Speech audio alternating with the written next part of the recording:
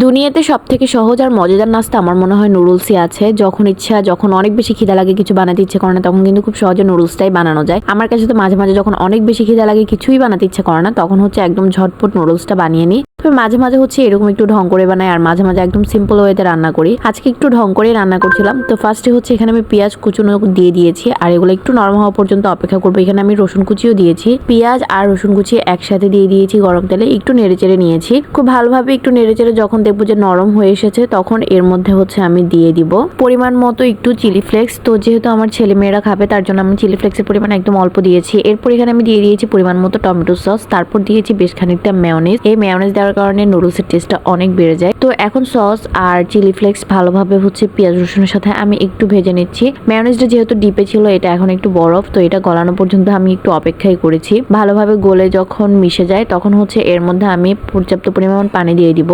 আর এখানে হচ্ছে আমি ডুডলসটা নিয়েছি রান্না করার জন্য। তো ডুডলস সিদ্ধ হওয়ার জন্য যতটুকু পানির প্রয়োজন ততটুকু পানি দিয়েছি। সাথে এখানে দিয়ে দিয়েছি ডুডলসের প্যাকেটটা। এরপর হচ্ছে এখানে ডুডলসের যে মশলাটা ছিল, সেই মশলাটাও দিয়ে দিয়েছি। এখন নুডলসের সাথে মশলাটা একটু মিশিয়ে দিয়ে হচ্ছে কিছুক্ষণ ঢেকে রান্না করব, যতক্ষণ না এটা একটু সিদ্ধ হয়ে আসে। তবে পানি শুকানোর আগেই হচ্ছে ঢাকনাটা তুলে নিব। জাস্ট 2-3 মিনিটের মতো রান্না করলে হয়। তো আমি হাই হিট দিয়ে হচ্ছে এরকম 2-3 মিনিট রান্না করে নিয়েছি। এরপর হচ্ছে ঢাকনাটা তুলে দেখি এখন মোটামুটি পানিটা শুকিয়েছে, বাট এখনো কিছুটা আছে। এখন হচ্ছে নুডলসের মধ্যে আমি একটা কাঁচামরিচকে একটু কুচি করে নিয়েছি, আর সেগুলোই দিয়ে দিচ্ছি একদম কুচি করে। তারপর দিচ্ছি কাঁচামরিচটা একটু ঝাল, তো যেহেতু বাচ্চাদের জন্য বানাচ্ছি, তার জন্য ঝালের পরিমাণটা আমি একটু কমে রেখেছি। বাট যারা হচ্ছে এরকম নুডলস খেতে ক্রেভিং হয়, তারা একদম ঝাল ঝাল নুডলস বানিয়ে খেতে পারে। লাস্টে হচ্ছে একটা ডিম দিয়েছে, আর কিছুক্ষণ পর্যন্ত হচ্ছে ঢাকনা দিয়ে আবার রেখে দিব ডিমটা সেদ্ধ হওয়া পর্যন্ত। তবে এই ডিমটা পুরোপুরি সেদ্ধ না করলে হচ্ছে বেশি মজা খেতে। বাট আমার এখানে হচ্ছে পানি শুকাতে দিয়ে অনেকটাই ডিমটা সেদ্ধ হয়ে গেছে। আর নুডলসটা আমি একটু ঝোল ঝোল রেখেছি, এরকম খেতে হচ্ছে এই নুডলস বেশ মজা। আর ঠান্ডা হতে গেলে তো একটু শুকিয়েই যাবে। তো এখন হচ্ছে নামিয়ে নিচ্ছি। এই নুডলসটা খেতে আমার কাছে বেশ মজা লাগে, একদম মজা করে খাওয়া যায়। বাচ্চারাও বেশ পছন্দ করে এরকম করে খেতে। ডিম দিয়ে হচ্ছে ঘুটিয়ে রান্না করার থেকে এভাবে ডিমটা দিয়ে রান্না করলে খেতেও ভালো লাগে, দেখতেও আসলে সুন্দর লাগে।